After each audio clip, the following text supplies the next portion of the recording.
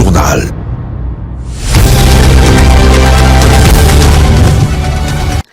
Très heureuse de vous retrouver pour vous informer, Madame, Monsieur. Bienvenue à cette grande édition du journal sur Mondico Télévision. Mais avant tout, place au titre. Le médecin de la République ne s'entend pas sur la démarche à mener quant à leurs revendications. Si les Sinamèdes saluent l'approche du gouvernement, les autres syndicats continuent à mener d'autres mouvements. Les policiers de la circulation routière dépassent le borne. Ceux qui se sont pris pour des mécaniciens en notant la batterie dans la voiture d'une personne vivant avec handicap ont été mis aux arrêts. Enfin, le patron des renseignements sous le régime Kabila aux arrêts. Disparu depuis 2 mois, Kalev Moutonda réapparu. Le tout-puissant âgé de l'ANR qui a torturé autant de personnes dans sa folie de pouvoir repent de ses actes. Bonsoir. Le président de la République, Félix-Antoine Tshisekedi Tshilombo, a eu une intense activité diplomatique mardi 4 octobre 2022 sous la période présidentielle du Mongaliema. Le chef de l'État a reçu tour à tour M. Frans Timmermans, vice-président de la Commission européenne en charge du climat, M. John Kerry, envoyé spécial du président américain sur le climat, Mme Sameh Choukri, ministre égyptien des Affaires étrangères, les présidents désignés de la COP27 et pour finir, Alok Sharma, ministre d'État britannique et président de la COP26. Viningali pour le commentaire.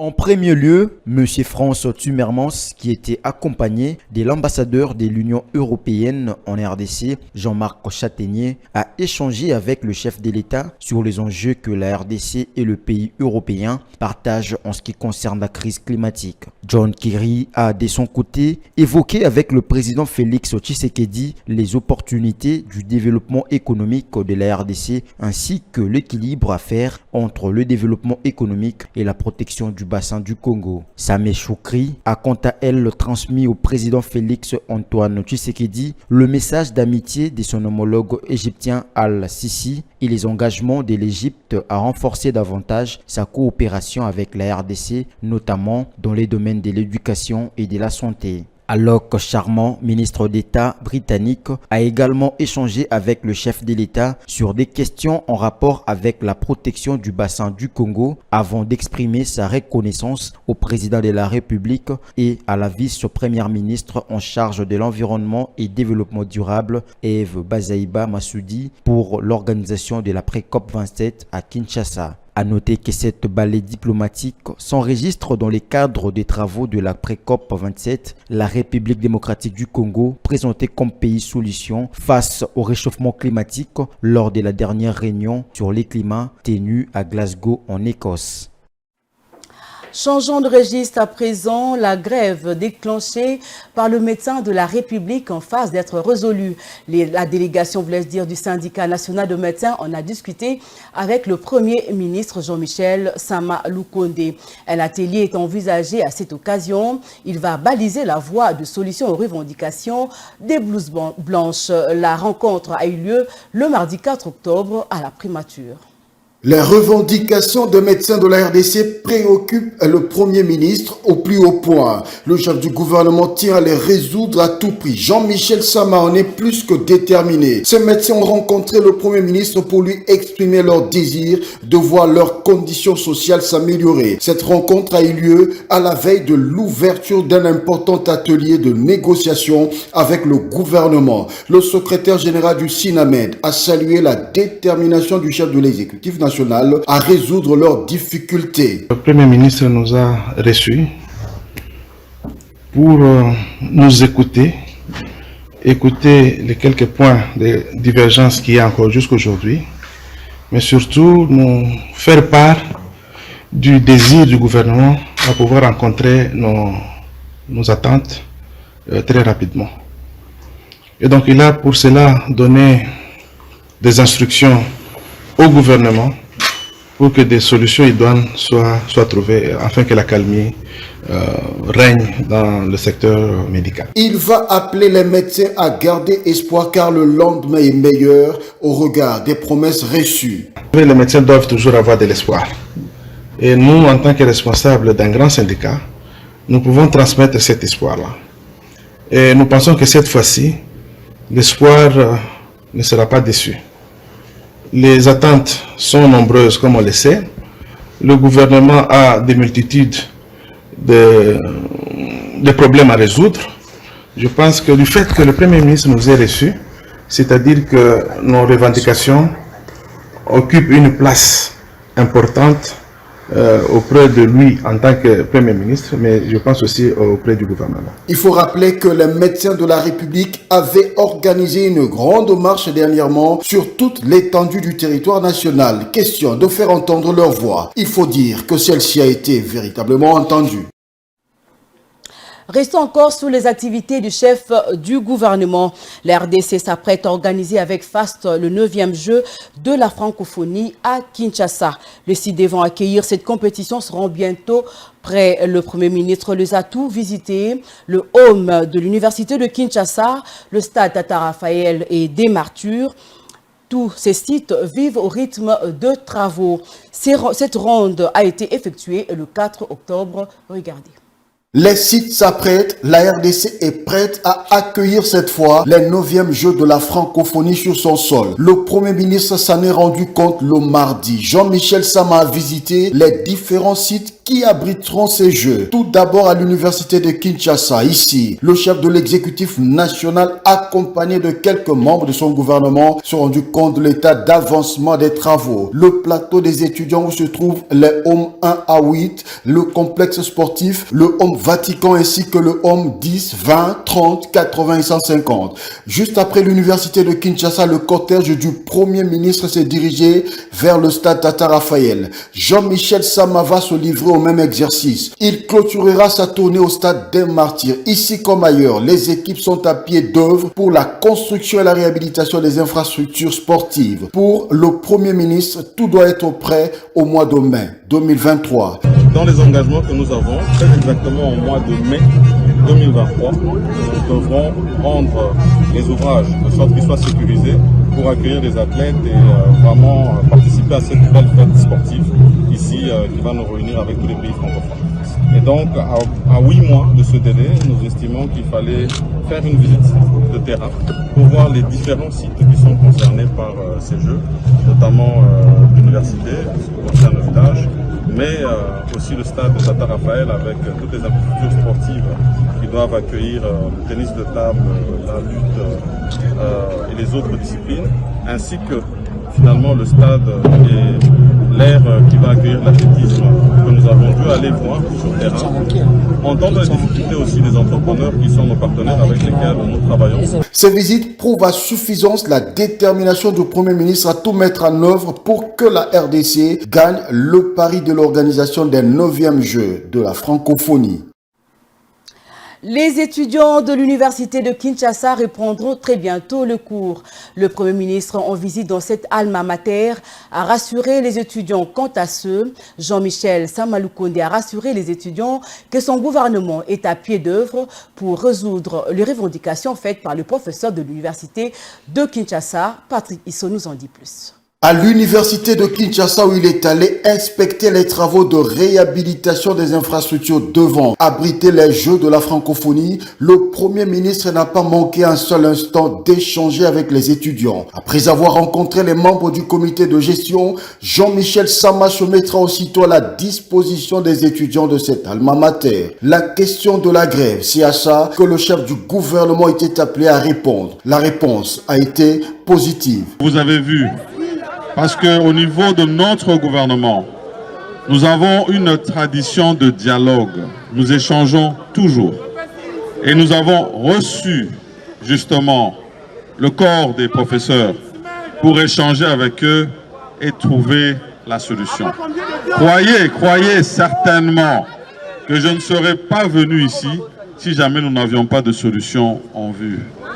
Je peux vous garantir qu'ensemble, avec le corps professoral, ça va se faire. À la question sur le retour des étudiants dans le home, le Premier ministre a là aussi donné la réponse attendue. Ces homes, nous sommes en train de les réhabiliter pour vous. Il n'y aura personne d'autre qui va s'en approprier si ce n'est les étudiants. Et donc moi, tout ce que je vais vous demander, je sais, parce que je vous ai appelé mes amis, n'est-ce pas? Je vous ai appelé mes amis parce qu'il n'y a pas si longtemps, j'étais aussi à votre place, assis dans un auditoire. Et donc, c'est important que vous sachiez que nous avons ce souci et nous allons nous assurer que vous puissiez bénéficier de ces demandes que vous avez formulées aujourd'hui. Pour ce qui est de Transacademia, le chef du gouvernement a promis de recevoir la délégation des étudiants pour en étudier les modalités de fonctionnement. Jean-Michel Sama est parti de la colline inspiré avec le sentiment du devoir accompli. Tout à fait autre chose, la vice-ministre à l'enseignement primaire, secondaire et technique a présidé la cérémonie des présentations de résultats de l'approche des financements basés sur la performance pour la mise en œuvre du projet d'amélioration de la qualité de l'éducation en RDC. Suivez. Cérémonie de la présentation de résultats de l'approche de financement basée sur la performance qui vise le renforcement et la valorisation de la scolarisation des enfants en RDC a été présidée par Aminata Namasia Bazego, vice-ministre de l'enseignement primaire, secondaire et technique. C'est dans le cadre de la mise en œuvre du projet d'amélioration de la qualité de l'éducation PAC en sigle. Ces projets qui s'étend sur 9 provinces administratives est financé par le partenaire mondial de l'éducation à la hauteur de 100 millions de dollars pour une période de 4 ans et 20 mois, et ce, dans environ 1350 écoles, d'où les acquis de l'approche s'articulent autour de l'accès, la qualité et la gouvernance. Le secrétaire général AI Alepeste a signifié que le gouvernement congolais s'est engagé à renforcer le système éducatif depuis quelques années déjà. Ferme dans ma conviction que ce programme contribuera de façon durable à l'amélioration de notre système éducatif, j'engage toutes les parties prenantes à accélérer sa mise en œuvre dans toutes les structures du ministère de l'enseignement primaire, secondaire et technique. Aminata Namasia, représentant son titulaire, a pour sa part souligné que le système éducatif congolais est confronté à plusieurs défis. Les outils de gestion de l'approche PBF ont été remis à la vice-ministre pour un meilleur suivi de résultats attendus. La remise de brevets a sanctionné la fin de cette cérémonie. Le leadership des enseignants et des enseignantes dans la transformation de l'éducation, tel est le thème de la Journée mondiale des enseignants qui est célébrée chaque 5 octobre de l'année. Qu'en est-il de la profession des enseignants et enseignantes en RDC? Tentative de réponse dans cette réflexion de la rédaction. L'UNESCO a institué sur son calendrier éducationnel le 5 octobre de chaque année depuis 1966, date de la première célébration, comme la Journée mondiale de l'enseignant et de l'enseignante. Sur le thème, le leadership des enseignants et enseignantes dans la transformation de l'éducation, ce sont en fait les droits et devoirs de nos chers éducateurs et éducatrices, sans lesquels le monde et l'éducation ne seraient ce qu'ils sont actuellement. Cependant, au-delà des belles phrases et des belles idées, l'enseignant en RDC n'est plus que l'ombre de lui-même en termes de dignité et de qualité. Assume-t-il convenablement le rôle que lui est assigné dans nos écoles? Ce n'est plus certain, car en RDC, enseignant égale à salaire de misère, grève, perte de dignité et ingratitude du pouvoir public. Les conditions de travail sont pour la plupart déplorables. Ce qui est primordial, c'est le défi. Les maigres salaires, et puis les enseignants eux-mêmes n'arrivent pas. La plupart des emplois, ce sont les enfants des enseignants qui viennent avant, mais n'ont pas encore fait la rentrée scolaire jusqu'à présent. Conséquence, l'enseignant et l'enseignante de la RDC ne représentent plus la garantie d'un enseignement favorable pour l'éducation de nos enfants, tout simplement parce qu'ils ne sont plus motivés à le faire ou parce que certains d'entre eux sont loin de savoir le faire. C'est pourquoi, en signe de protestation, l'International de l'éducation insiste tellement sur le droit de chaque enfant dans le monde de bénéficier de l'attention des personnels qualifiés. C'est dire que de la qualité de l'enseignement aujourd'hui dépend la qualité du monde de demain. Or, la RDC figure parmi les pays où cette qualité est devenue rare et coûte très cher. Bref, c'est quasiment une honte que d'être un enseignant et une enseignante dans notre pays, la RDC. Chose qui rendait des véritables honneurs jadis à tous ceux et celles que l'on appelait maîtres et maîtresses d'école. Et puis, mise en place du plan stratégique de la désenclavement. Du plan stratégique des désenclavements par la voie aérienne qui vise la consolidation de la législation aéronautique de base ainsi que la réhabilitation et modernisation des aéroports pour leur certification sur le plan international résume en substance le plaidoyer que Chérubin Okende, ministre de Transport, Voies de Communication et des Désenclavements, a fait au cours de sa participation à la 41e Assemblée ordinaire de l'Organisation de l'aviation civile, OACI en abrégé.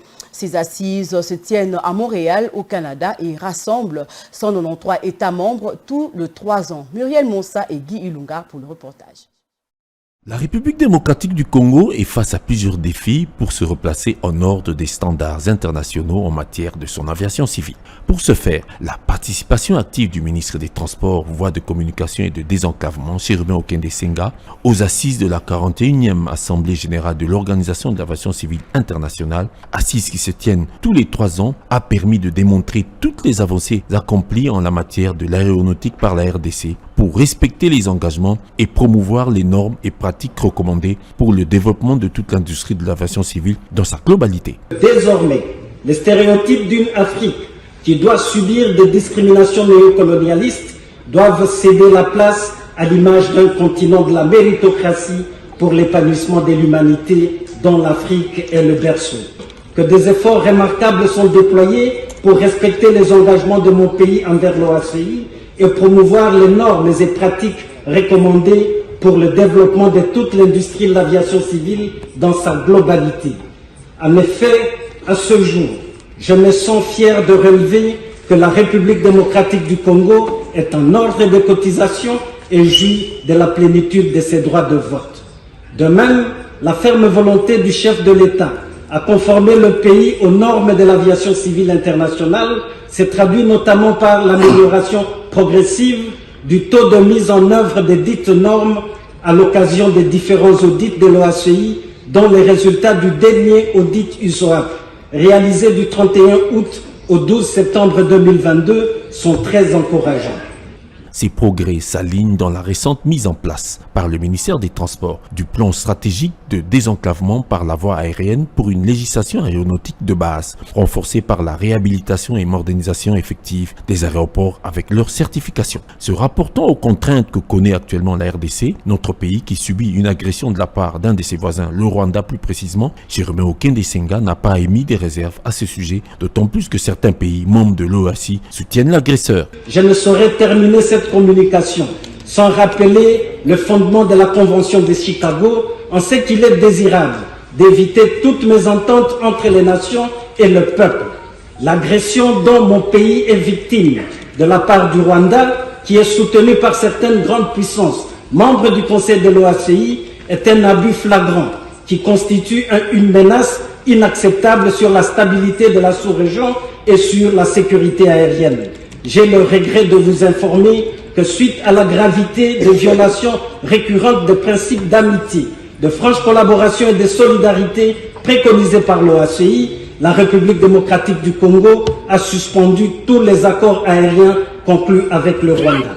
La RDC est un pays solution, comme l'a dit le ministre, pour s'en tenir au thème des travaux. Reconnecter le monde et promouvoir la lutte contre le changement climatique dans l'industrie aéronautique. Ce qui est à retenir est que la RDC a maintenant droit au chapitre dans les grandes rencontres, contrairement aux années précédentes. Ce qui attribue davantage à notre pays, via Cherubin Okende Senga, l'opportunité d'engager certaines orientations et dispositions profitables au statut aéronautique congolais vis-à-vis de la Convention relative à l'aviation civile internationale. Et puis, en société, tracasserie routière dans la ville-province de Kinshasa, les commissionnaires divisionnaires adjoints de la police ville de Kinshasa a mis aux arrêts les policiers qui ont enlevé la batterie d'une dame sur la route. Sylvano Kassongo promet leur transfèrement, voulait dire, à l'auditorat militaire pour répondre de leurs actes. C'était le mardi à Kingabwa, dans la commune de Lumeti. Ces images ont provoqué de l'indignation. On y voit les policiers de l'appui PCR secteur de Kingabwa en train de commettre un acte répréhensible en enlevant la batterie de la voiture d'une dame dont le chauffeur a, selon l'officier, fait une fausse manœuvre.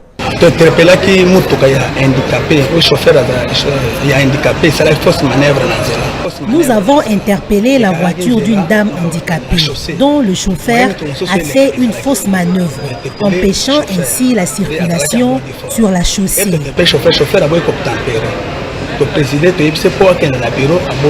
Et il a refusé d'obtempérer. Il a refusé qu'on l'amène au bureau après la dame handicapée est arrivée. Puis, elle s'est présentée comme propriétaire du véhicule.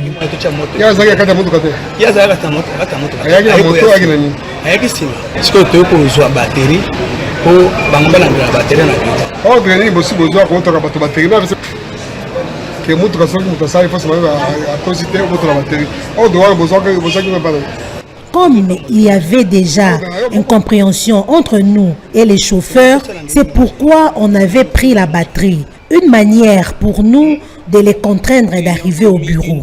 Ayant commis une destruction méchante, agit sans humanisme, sapant ainsi le principe de l'état des droits prôné par le chef de l'État, le commandant suprême, les commissaires Barkanadinabi Bidwaya et ses hommes ont été arrêtés sur ordre du commissaire divisionnaire adjoint de la police, ville de Kinshasa, Silvano Kasongo.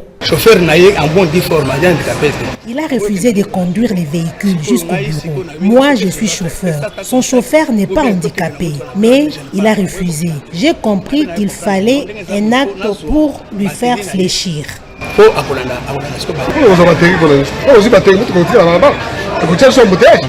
Ils vont être déférés à l'auditorat militaire afin qu'ils répondent de leurs actes conformément à la loi.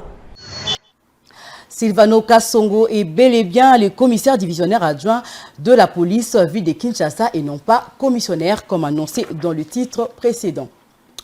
Poursuivons ce journal, mesdames, messieurs, attendu et recherché depuis 2 mois par la justice, alors qu'il était pratiquement porté disparu contre toute attente. Kalev Mouton, l'ancien administrateur général de l'Agence nationale des renseignements, ANER, est apparu le mardi 4 octobre au parquet près la cour d'appel de Kinshasa à Gombe. L'ex-homme fort du régime passé a été auditionné pour de multiples griefs retenus contre sa personne, d'avoir torturé plusieurs victimes, dont particulièrement le bâtonnier et président de la SCOD, Jean-Claude Mouyambo Kiassa. Regardez. L'ex-patron des renseignements de la RDC, Kalev Mouton, aura été entendu pendant plusieurs minutes par un substitut du procureur du parquet général près la cour d'appel de Kinshasa-Gombe. C'était hier, mardi 4 octobre 2022. Il s'avère qu'au regard du procès verbal de son audition, son dossier a beaucoup de chances d'être classé sans suite en raison de la délicatesse des affaires qui impose plusieurs facteurs liés à la haute sécurité de l'État et au rang qu'occupait le concerné. De là à voir le retrait des mandats d'arrêt et avis de recherche lancés contre la personne de Kalev Mouton, le pas est presque franchi. Plus, ses avocats affirment que leur client n'a rien à se reprocher car il ne faisait que son travail au service de la République. D'où ils envisagent d'engager des tractations avec la justice afin que le dossier de leur client Kalev Mouton, qui bénéficie d'un certain privilège de juridiction, soit traité dans le respect des règles qui respectent sa qualité. Pour la petite histoire et à titre d'information, rentré à Kinshasa il y a quelques semaines, l'ex-homme fort de l'Agence nationale de renseignement ANER, Kalev Mouton, était en cavale depuis mars 2021 pour échapper à la justice qui le poursuit encore pour des faits d'arrestation arbitraire, de torture, de traitements cruels, inhumains et dégradants ou encore de tentatives d'assassinat. À noter que ces accusés étaient absents au moment de sa comparution. Et pour finir, place à présent à la revue de presse parue à Kinshasa ce mercredi 5 octobre. Bonsoir. En prévision du COP27, le Brésil, l'Indonésie et la République démocratique du Congo font bloc, s'exclame le quotidien Le Journal à sa une. Le tabloïd note qu'au cours de travaux préparatoires, ces 3 pays, solutions au dérèglement climatique, ont co-animé mardi un point de presse pour faire part de leur commune volonté de renforcer la coopération qui les lie en vue de produire plus de perspicacité dans l'action. Ces 3 pays, rapporte le confrère, sont censés protéger les mêmes conditions géographiques et ont bien des défis à relever ensemble du point de vue environnemental.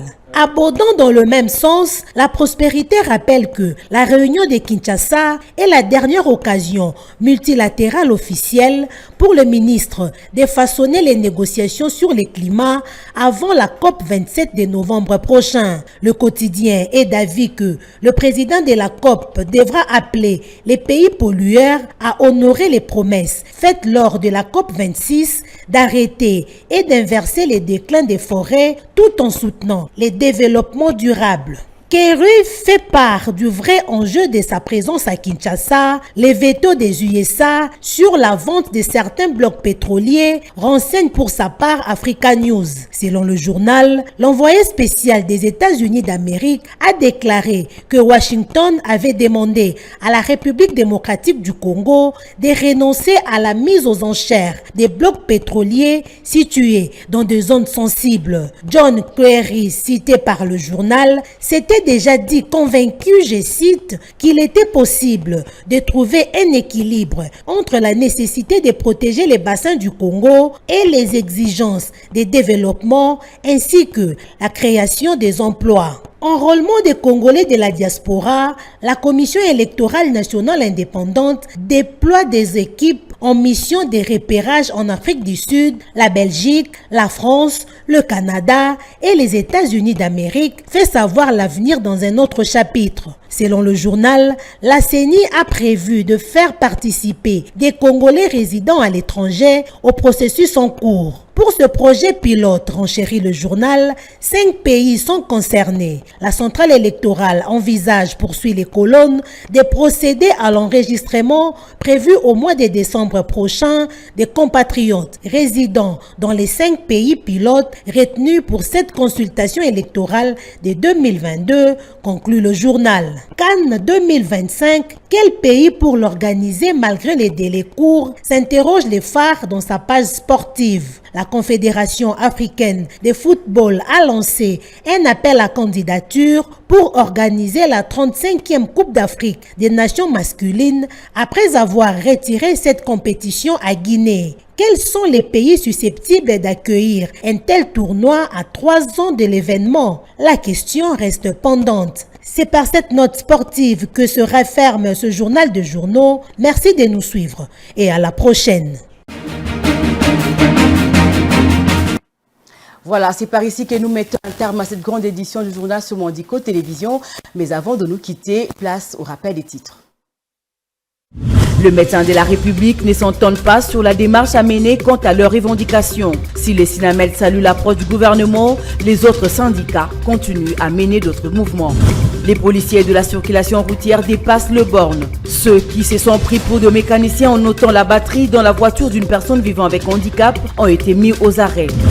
Enfin, le patron des renseignements sous le régime Kabila aux arrêts. Disparu depuis 2 mois, Kalev Moutonda réapparu. Le tout-puissant âgé de l'ANR qui a torturé autant de personnes dans sa folie de pouvoir repent de ses actes.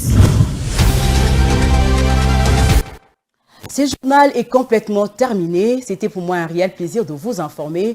Je vous retrouve demain avec le même plaisir. Portez-vous bien. Au revoir.